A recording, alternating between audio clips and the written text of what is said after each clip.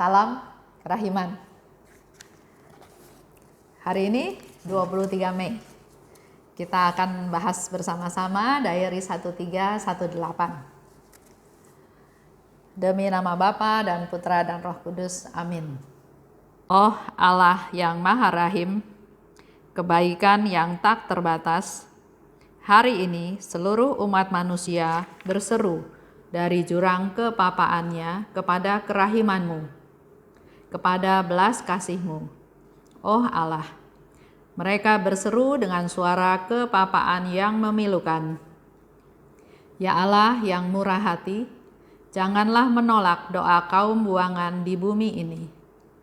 Oh Tuhan, oh kebaikan yang melampaui pengertian kami, Engkau sungguh-sungguh mengenal kepapaan kami, dan Engkau mengetahui bahwa dengan kekuatan kami sendiri, kami tidak mampu menghadap Engkau. Maka kami mohon kepadamu, limpahilah kami dengan rahmat-Mu, dan tingkatkanlah selalu kerahiman-Mu dalam diri kami, supaya kami setia melaksanakan kehendak kudus-Mu sepanjang hidup kami, dan pada saat kematian kami. Biarlah kerahiman-Mu yang maha kuasa melindungi kami dari serangan musuh-musuh keselamatan kami, sehingga kami sebagai anak-anak-Mu dengan penuh pengharapan menantikan kedatangan-Mu yang terakhir, hari yang hanya Engkau yang tahu. Kami berharap akan menikmati segala sesuatu yang dijanjikan Yesus kepada kami, meskipun kami ini penuh dengan kejahatan. Sebab Yesuslah harapan kami. Lewat hatinya yang maha rahim, ibarat lewat gerbang yang terbuka lebar, kami masuk ke dalam surga. Demi nama Bapa dan Putra dan Roh Kudus. Amin. 1318. 10 Oktober 1937.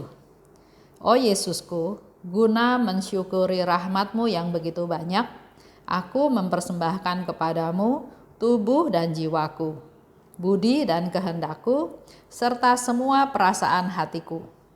Lewat kaul-kaulku, aku telah menyerahkan diriku sepenuhnya kepadamu. Kini, aku tidak memiliki apa-apa lagi yang dapat kupersembahkan kepadamu. Yesus berkata kepadaku, Putriku, engkau belum pernah mempersembahkan kepadaku apa yang sungguh-sungguh menjadi milikmu. Aku mawas diri secermat-cermatnya dan aku merasa bahwa aku sudah mencintai Allah dengan segala kemampuan jiwaku. Dan aku tidak mampu menemukan apa yang belum kuberikan kepada Tuhan.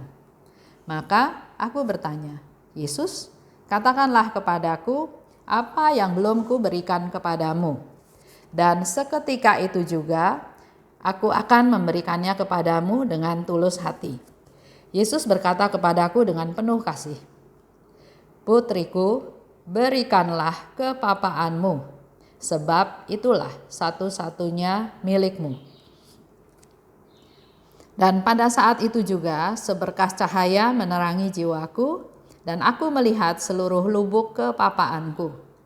Pada saat yang sama, aku mendekapkan diriku pada hati Yesus yang Maha Kudus dengan penyerahan diri yang sedemikian besar, sehingga kalaupun aku bersalah atas dosa semua orang yang sudah dikutuk, aku tidak akan meragukan kerahiman Allah.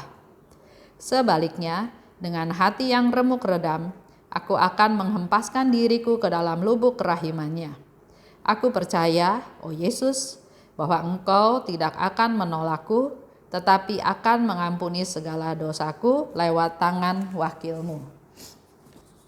Di sini Suster Faustina bercerita, dengan sekian banyak rahmat yang dia terima, maka dia sebagai ungkapan syukur, dia mempersembahkan yang menurut dia itu sangat berharga.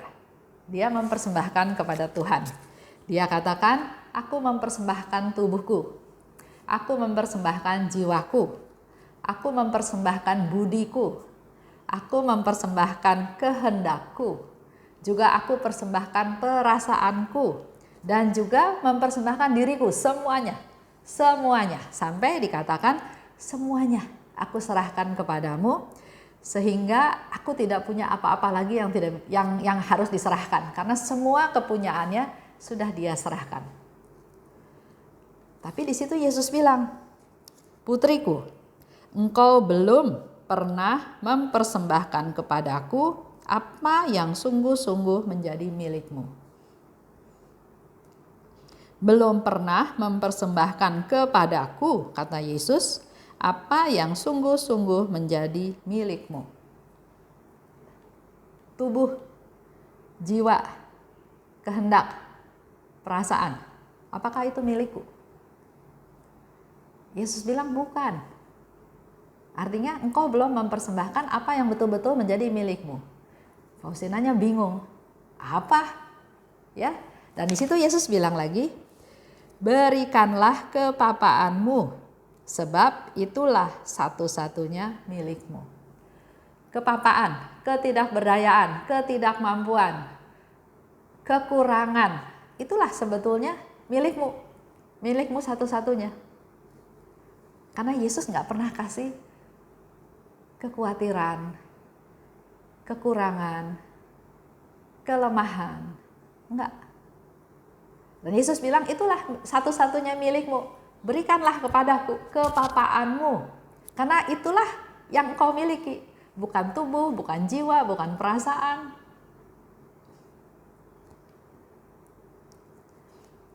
Kita mau coba lebih gampang, kita mencoba melihat ya cerita waktu Yesus disalib.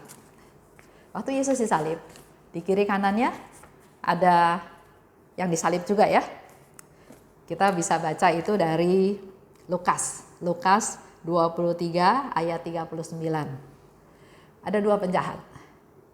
Di Lukas 23:39, penjahat yang satu bilang, "Bukankah engkau adalah Kristus? Selamatkanlah dirimu dan kami." Ya, jadi si penjahat itu bilang, "Kamu kan Kristus. Kamu bisa bangkitin orang yang dari mati jadi hidup lagi.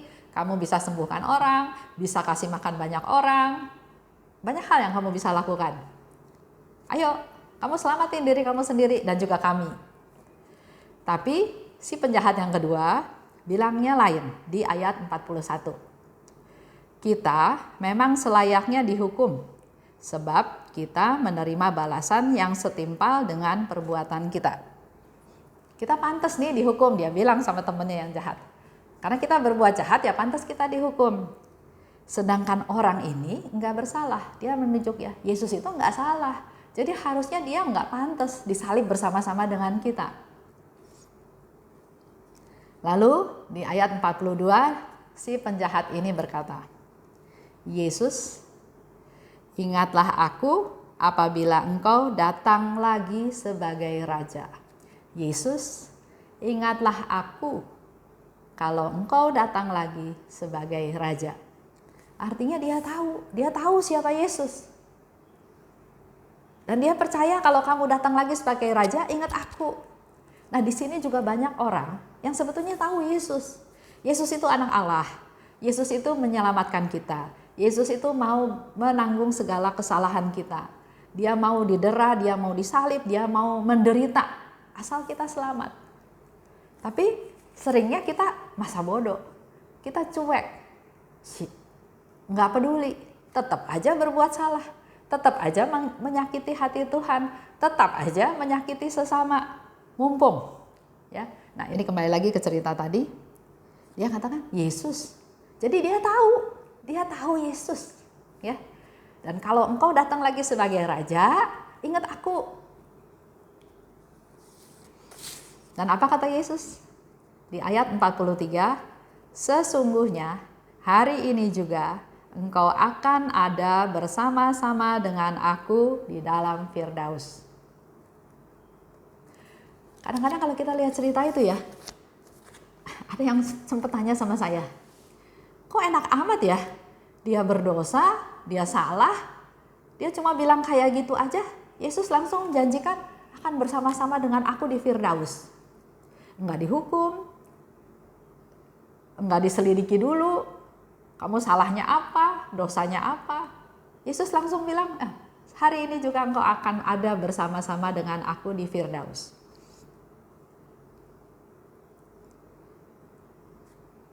Karena pada waktu dia bilang Yesus, ya, kita perhatikan ya. Pada waktu si penjahat ini bilang Yesus, itu artinya dia sedang memanggil belas kasihnya Tuhan Yesus.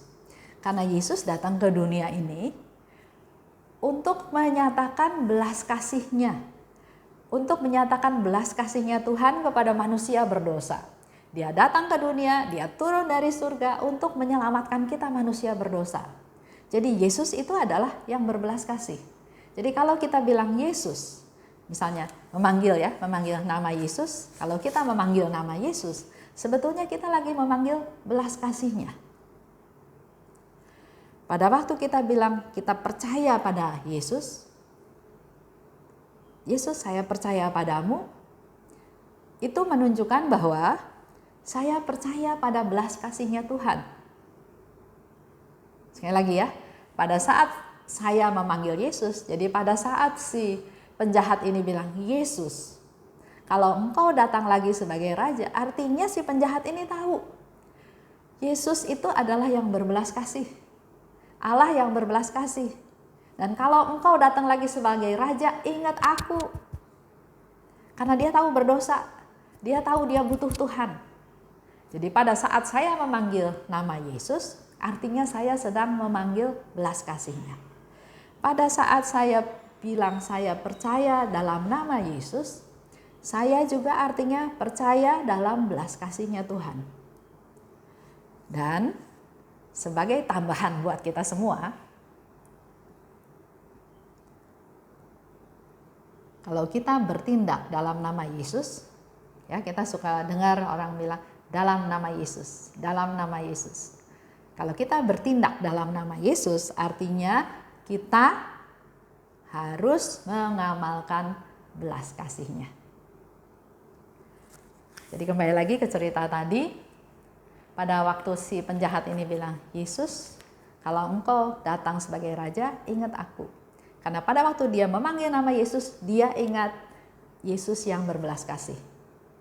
Pada saat dia percaya bahwa kalau Yesus datang lagi sebagai raja, dia juga lagi memberikan satu kepercayaan, berarti bahwa saya percaya pada belas kasih Tuhan. Saya memanggil Yesus, saya memanggil belas kasihnya, saya percaya pada Yesus, saya percaya pada belas kasihnya. Sehingga dia berani bilang, kalau engkau datang lagi sebagai raja, ingat aku.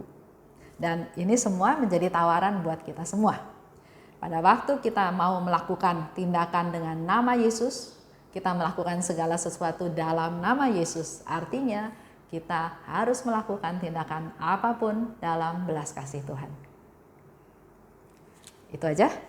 Silahkan Bapak Ibu refleksi, renungkan sendiri untuk mengambil buah-buah apa yang dapat kita gali dari bacaan ini, dari cerita ini.